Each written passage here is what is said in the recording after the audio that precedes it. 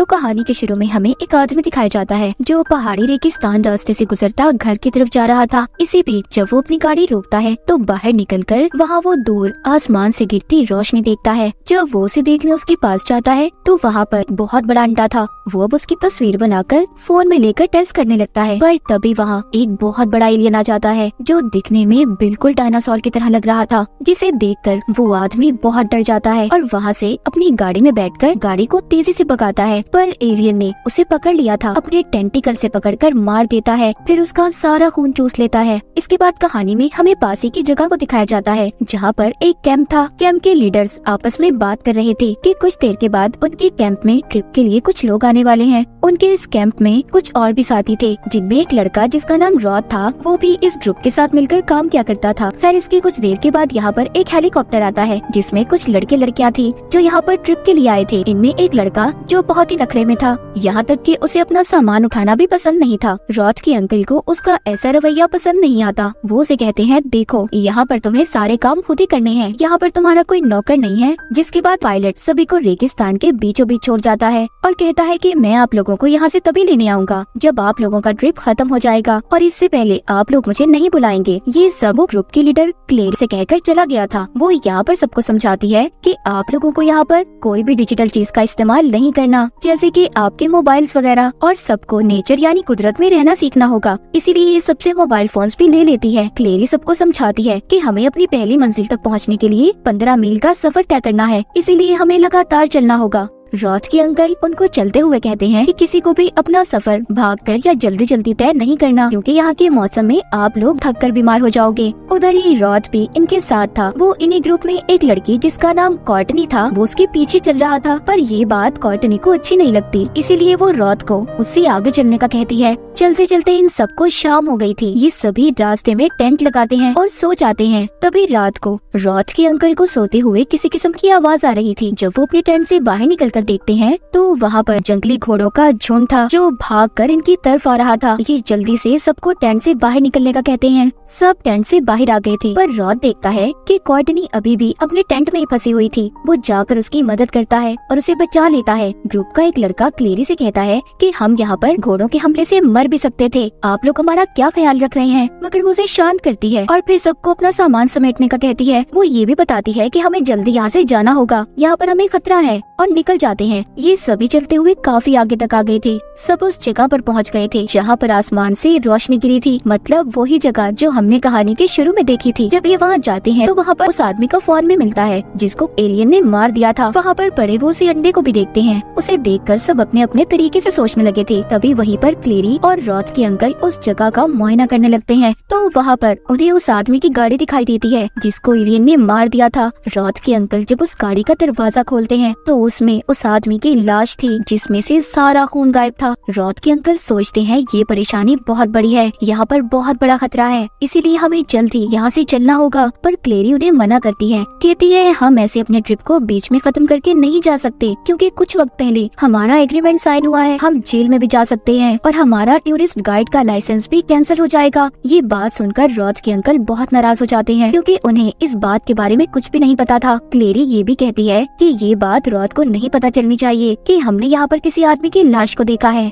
ये सब वो रॉड के अंकल को समझाकर जाने लगती है। कुछ वक्त के बाद रात भी हो गई थी। अब ये सभी यहाँ पर टेंट लगाकर इसी जगह पर रात गुजारने का फैसला करते हैं। तभी इनके ग्रुप का एक लड़का वॉशरूम जाता है। रॉड के अंकल रॉड को उसके साथ जाने का कहते हैं, मगर वो लड़का उसे साथ ले जाने से मना कर देता है। जब ये बात रॉड के अंकल को पता चलती है तो वो उस पर बहुत नाराज होते हैं। कहते हैं कि तुमने उसे अकेले क्यों जाने दिया जंगल में, वो हमारी जिम्मेदारी है। अब वो जल्दी से उस लड़के के पीछे जाते हैं, लेकिन वो लड़का उन पर भी गुस्सा कर रहा था। रॉड के अंकल उसकी बात सुनकर वहीं दूर जाकर खड़े हो जाते हैं। तभी हम यहाँ पर उसी एलियन को देखते हैं, डायनासोर की तरह खतरनाक एलियन। वो एलियन उस लड़के पर हमला करने वाला था। तभी उसके दरमियान में रॉड के अंकल आ गए थे जो उस लड़के को भागने का कहते हैं। वो तो वहाँ से भाग गया था, पर रॉड के अंकल को उस एलियन ने अपने टेंटिकल से पकड़ लिया था।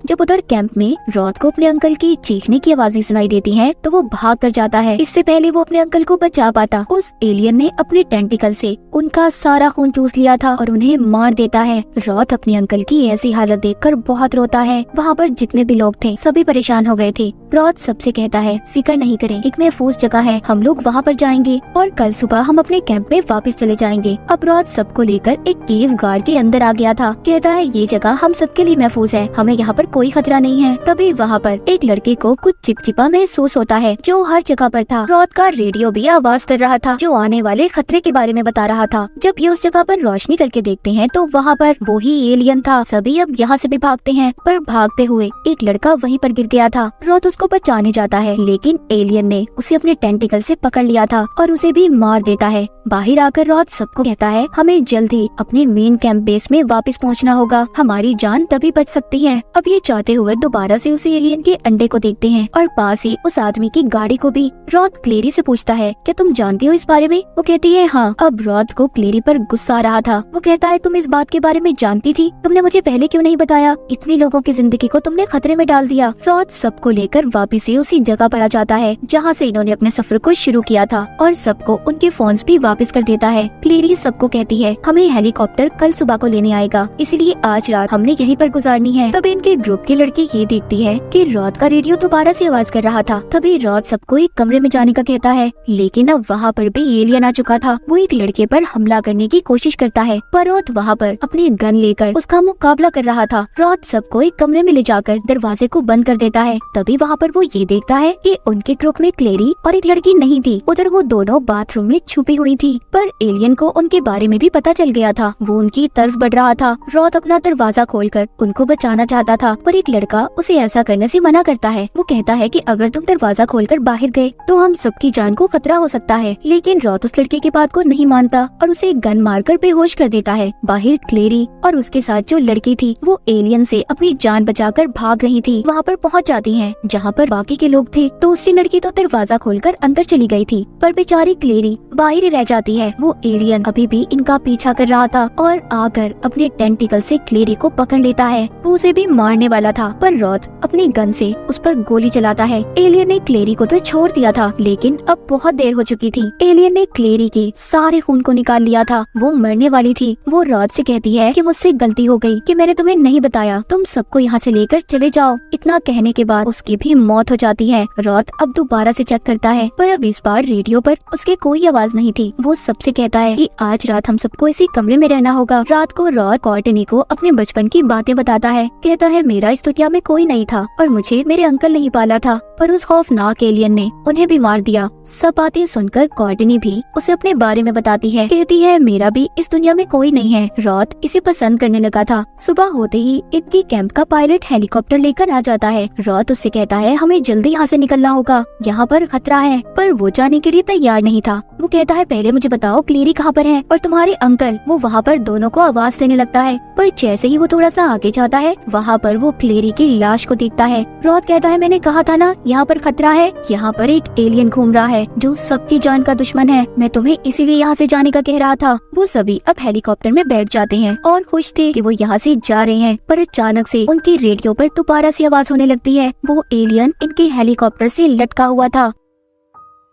रॉथ उस पर अपनी गन से गोली चलाता है पर वो एलियन उनकी ग्रुप की एक लड़की को पकड़कर उसका खून पीने लगता है। रॉथ बाकियों की जान बचाने के लिए सबसे कहता है कि नीचे कूद जाओ। सभी ऐसा ही करते हैं पर हेलीकॉप्टर का पायलट उस एलियन को खत्म करने का सोचता है। वो अपने हेलीकॉप्टर को पहाड़ में देकर मारता है जिससे वो तो तबाह हो गया था। सब अब ये समझ रहे थे कि साथ में उसने एलियन को भी मार दिया पर रॉथ कहता है मुझे लगता है वो एलियन अभी भी जिंदा है। वो सबसे यहाँ पर करीब ही एक फार्म हाउस पर जाने का कहता है जो इसकी साथी का ही था। वो कहता है हम वहाँ पर जाकर बच सकते हैं। तभी वहाँ पर एक लड़का जाने से मना कर देता है क्योंकि वो बहुत ज्यादा थक गया था। रॉथ कहता है हमें चलते रहना होगा लेकिन वो लड़का अब रॉथ पर हमला करता है और उससे लड़ने लगता है। रॉथ भी उसे मारता है। कहता है तुम्हें हमारे साथ आना है तो आओ वरना यहीं पर रहो। अब खैर ये सभी फार्म हाउस पर आ जाते हैं जहाँ पहुँचकर रॉथ अपनी साथी को एलियन वाले हादसे के बारे में बताता है। वो तो सुनकर डर गई थी और जल्दी से पुलिस को भी फोन कर देती है। तभी हम देखते हैं उनकी रेडियो पर फिर से आवाज आने लगी थी। यहाँ पर पर वो लड़का जब ये देखता है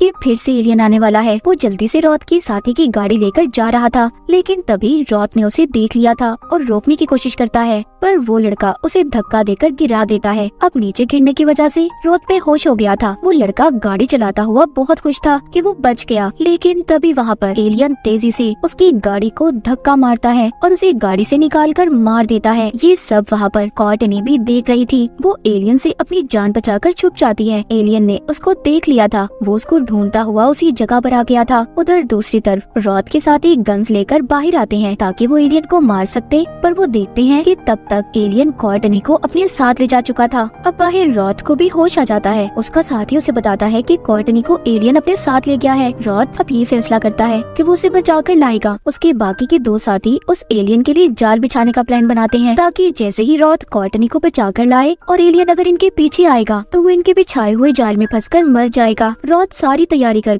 कॉर्टनी को अकेले ही बचाने निकल जाता है। उसका साथी उसे बॉम्ब भी देता है ताकि खतरे के वक्त वो इन्हें इस्तेमाल कर सके। इसके बाद रॉथ बाइक लेकर उसी केव गार के अंदर जाता है जहाँ पर ये पहले गए थे, क्योंकि वो जानता था कि वो एलियन वहीं पर रहता है। वो केव के अंदर आकर कॉर्टनी को देखता है जिसके ऊपर एलियन का बच्चा था जो आहिस्ता आहिस्ता उसका खून पी रहा था। यहाँ पर हमें पता चलता है जो अंडा हमने कहानी के शुरू में देखा था उसी में से ये एलियन का बच्चा निकला था। अब उस एलियन के बच्चे को देखकर रॉथ को बहुत गुस्सा आता है और वो एक ही गोली चलाकर उसे मार देता है। जब गोली की आवाज सुनकर बड़ा एलियन आता है जो अपने मरे हुए बच्चे को देखकर बहुत गुस्से में आ गया था। उस एलियन से बचने के लिए रॉथ उस केव में बॉम्ब फेंकता है ताकि वो एलियन मर जाए, पर ऐसा कुछ नहीं होता, वो अभी भी जिंदा था। रॉथ अब जल्दी से कॉर्टनी को लेकर बाइक पर बिठाकर उसे वहाँ से ले आया था, पर अभी भी एलियन उनका पीछा कर रहा था। फार्म हाउस पर ले आया था जहाँ पर रॉथ के साथियों ने एलियन को मारने के लिए जाल बिछाया हुआ था। उसके साथियों से बताते हैं हम दो तरीकों से एलियन को मार सकते हैं, या तो बिजली से या फिर फ्यूल में ब्लास्ट करने से। वो अपने जाल को सेट कर रहे थे, पर तभी यहाँ पर एलियन आ गया था जो रॉथ के साथी को मारने लगता है, लेकिन रॉथ उसका ध्यान अपनी तरफ करके उसी तरफ ले आता है जहाँ पर बिजली थी, जिधर करंट का जाल बिछाया हुआ था। रॉथ तो वहाँ से ऊपर छलांग लगा देता है, पर एलियन को बिजली के झटके लगते हैं, लेकिन तब भी उसे कुछ नहीं हुआ था। अब रॉथ के साथी एक छोटा ट्रक लेकर उस एलियन की तरफ बढ़ती है ताकि वो उसको धक्का लगाकर फ्यूल वाली जगह पर भेजकर ब्लास्ट कर सके, पर रॉथ उसे ऐसा करने से रोकता है और कहता है ऐसा करने से तुम्हारी जान को भी खतरा हो सकता है, पर वो नहीं सुनती और एलियन की तरफ बढ़ती है। जैसे ही वो उसे जोर से धक्का देकर फ्यूल की तरफ फेंकती है, एक जोरदार धमाका होता है, लेकिन उस धमाके में रॉथ की साथी तो मर गई थी, पर अब भी एलियन को कुछ नहीं हुआ था। रॉथ समझ गया था कि इस एलियन का जिस्म बहुत मजबूत है, पर ये अंदर से उतना ही नाजुक। वो एक बॉम्ब को लेकर उसके टेंटिकल के अंदर डाल देता है, जिस वजह से एलियन फट जाता है। उसके जिस्म के सैकड़ों टुकड़े हो गए थे। इस तरह से वो एलियन खत्म हो जाता है। एलियन के मरने के बाद रॉथ, कॉर्टनी और उनका एक साथी सुकून का सांस लेते हैं, जिसके बाद पुलिस भी वहाँ पर आ गई थी और इसी के साथ खौफनाक एलियन की कहानी यहीं पर खत्म हो जाती है।